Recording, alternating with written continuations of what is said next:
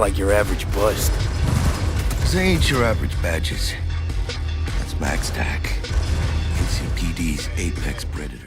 CD Projekt Red just dropped about 6.5 new minutes of gameplay of Cyberpunk 2077. This bit of this gameplay being that pretty similar to last week, this is going to be on PlayStation 4 Pro and PS5, being some more of that relatively uncut console gameplay. So in this video, I'm going to do a couple of things. I'm going to show you the new gameplay overall and break it down for you. There's a lot of interesting observations, things that you could definitely miss on a first watch or even second watch, but even further, bring you some comparisons. This is on the Nomad start. We got a pretty extensive look of the Nomad start in past gameplay on PC, so we can compare the PlayStation 4 Pro and PlayStation 5 to the PC visually, but even further, some of the changes we could find between the two gameplays, and why some of you maybe should be a little bit concerned after watching this. Not hugely concerned, but there's definitely some interesting things to point out with this one. If you enjoy the content or want to keep up to date with Cyberpunk 2077, you can get subscribed. But otherwise, some of the details and overview of this gameplay. It's showing the Nomad start to the game. Of course, in Cyberpunk 2077,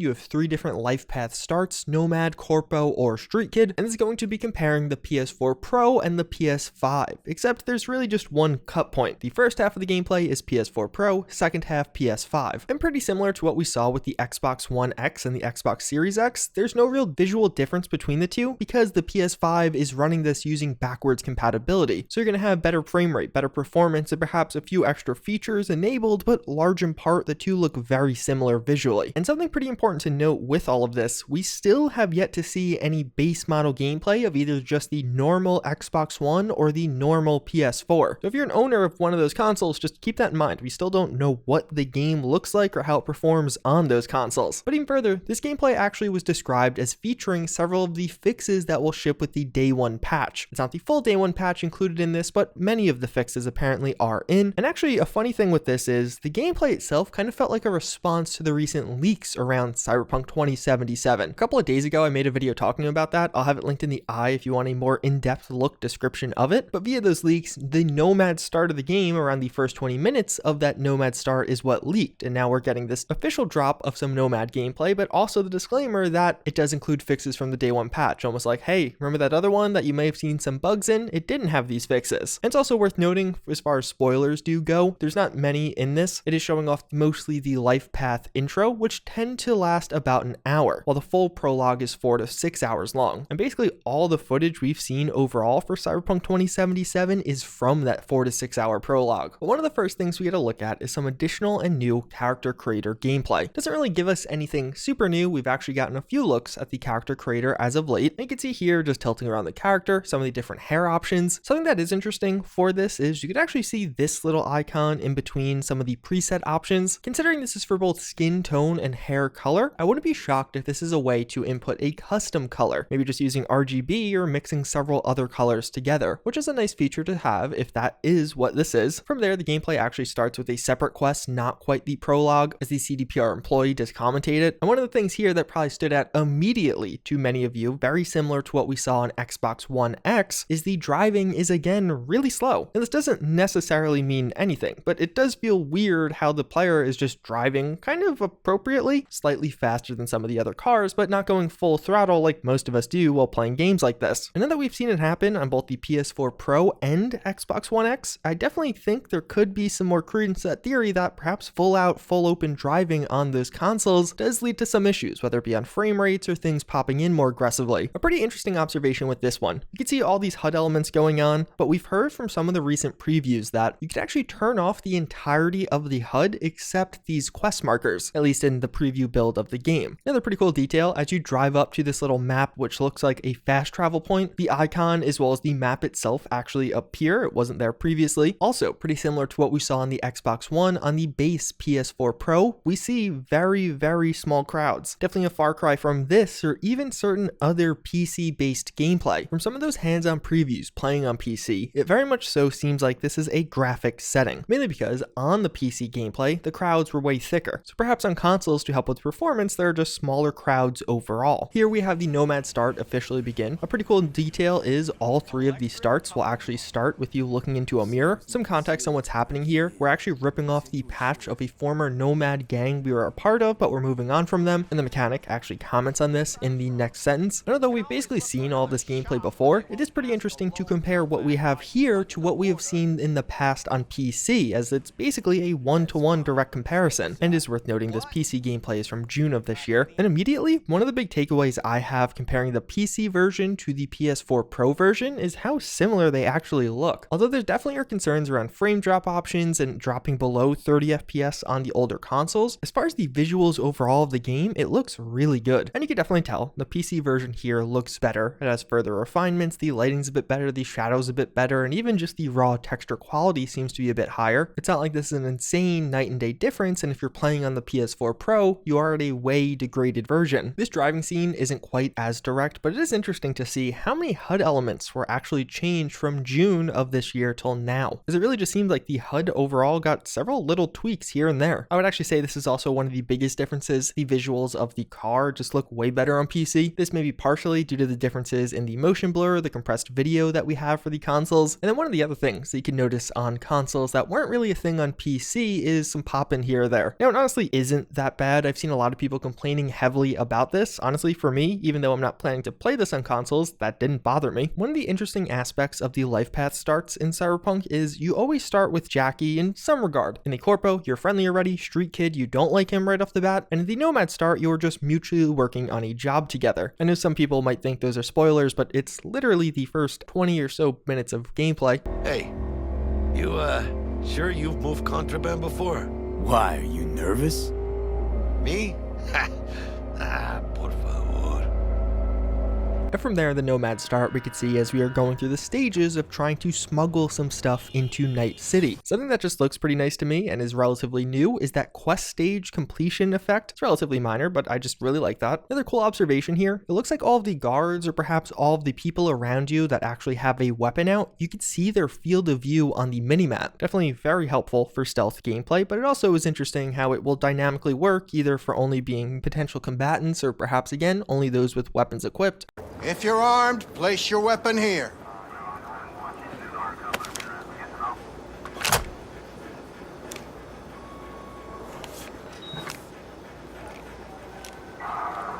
Now please report to room number 2. Just kind of a minor one, but you can see here how Texas remained red.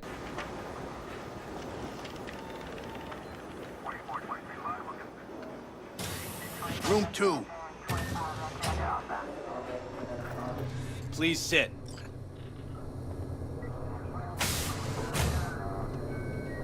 Papers? Is this routine? It might be. We'll see.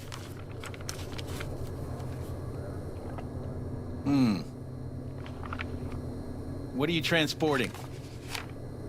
It's all in there. You don't believe in no fate. Every day digging the grave. Step in the pit with the stakes. City of dreams, city of gang. You don't believe in no fate. Can't stop digging night. I'm sure some of you noticed this, but this guy's headlights out, which I just think is hilarious. Some pretty good world building. Step in the pit with the City like any other. It's bigger. Nah, mano. Not just any other city. Morgan Blackhand, Michael Whelan, Adam Smasher.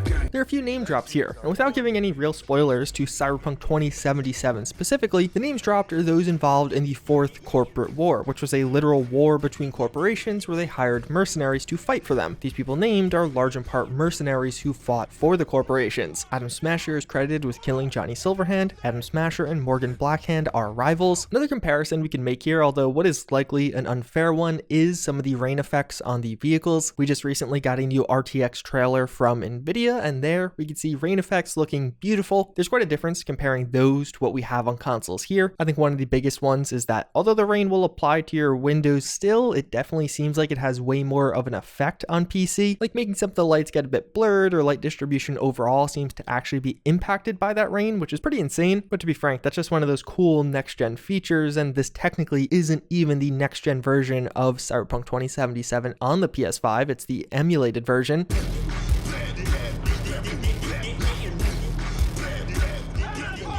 So we heard a lot about these gang interactions from the recent hands-on. We get to see one firsthand here. Reportedly, all over Night City, you could oftentimes stumble upon some gang activity, somebody fighting somebody, gangs being involved, gangs fighting each other, but also apparently you could kind of just ignore that, continue driving past if you don't want to deal with it, and traverse most of Night City relatively unscathed if you're not looking for combat.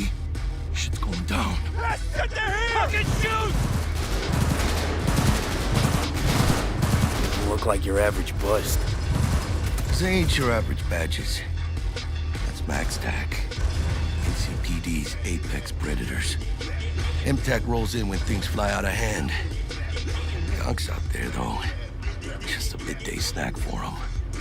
Max TAC is actually a pretty interesting aspect of Night City. It was set up by the Night City Police Department to deal with cyber psychos. Cyber psychos are going to be people scattered around the map of Night City that are basically going crazy due to their cybernetic implants, but also act as little boss fights. So you can think of Max TAC as being a higher end and more trained and specialized form of SWAT. But even further, if you get enough stars, if you piss off Night City PD enough, these guys will actually chase you down. Are described as being quite unrelenting. We could see the Max TAC guys descending with some jet boots. Now it's not totally clear, and I couldn't find an answer online as to whether or not we know already if we can get them, but I'm gonna go out on a whim and say probably, considering it's put on display to us in the first hour of the game. And this could be a pretty nice explanation to how double jumping or things like that could work in the game. Doesn't really look like they're full on flying, just kind of levitating slowly down. Well, show's over. Poor bastards.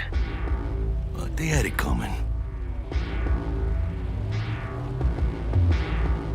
What's the deal with these borderlies flipping us the finger as they fucking please? With no consequences? He took a risk. He assumed we didn't have a clan backing us, and he was right. Pendejamente ridículo. So what now? This is really cool and something I haven't noticed before. The game highlights words from a different language. I could see this serving two functions. One, so you're not trying to decipher that word into English, meanwhile it actually isn't English. But two, there's actually some cybernetic implants you can get that will translate other languages automatically for you. So perhaps these are things that can be automatically translated if you have that implant. And you can actually see the translation a bit later in the gameplay working. You can see Jackie say something and quickly it is scrambled to actually being in English and understandable by This on-rail shooting segment is interesting to me. This is actually one of the things heavily criticized during some of the hands-on previews as feeling very last gen and just not super good overall, where somebody else is driving a car and you are shooting from the window, although it seemingly only really happens in the early stages of the game. Also, it just seems really slow. Maybe that's just me, but overall this car chase doesn't really seem all that action-packed or like it is going crazily fast. And then lastly, the aim of whoever is playing here is quite bad. It honestly doesn't matter that much. I just thought it was kind of funny how many times they were missing. Probably typically play on PC and are using a controller for this. Another really cool observation from this car chase is you can actually see two different reloads being used by V. We know this is going to be a feature in the game, but you can see here the first versus second reload does have a slightly different animation. Now reportedly your reload animation will actually evolve as you get better and better with weapons across an entire playthrough. But overall, I found this new gameplay to be interesting. The game looks great, both from the perspective of the questing and just even visually on consoles. It is a phenomenally looking game, really pushing last gen to its limits. But also, this doesn't really serve to quell some of the concerns that arose from the recent Xbox gameplay, and if anything, almost raises some additional concerns in some regard. On one hand, we still haven't actually seen any gameplay on base consoles, the PS4 and the Xbox One. But even further, some of the most heavily criticized parts of the past gameplay were in the Xbox One X. During combat, there are some frame drops definitely seen, where this time around on the PS4 Pro gameplay, there's basically no segment that would really push things to the limit or actually lead to any frame drops. Like if you think back about the gameplay we just saw, although yes, there were those driving segments, most of that was either the slow driving or in the Badlands where not much is going on around you, but otherwise it was mostly just going into locations, talking to NPCs, and there wasn't really an opportunity for frame drops to occur. When we actually got the combat or the more fast-paced content, it was on the PlayStation 5. So none of that inherently is bad, but it without a doubt raises some questions, at least for me. I definitely would have liked to have seen some more combat on the PlayStation 4 Pro, similar to the Xbox One X, and just see how it compares. Either way, the game again continues to look awesome. We're only 2.5 weeks now. We'll likely get reviews a bit before that and know more definitively how the game performs on consoles. But until next time, hopefully you found this one informative, and I hope to see you all later.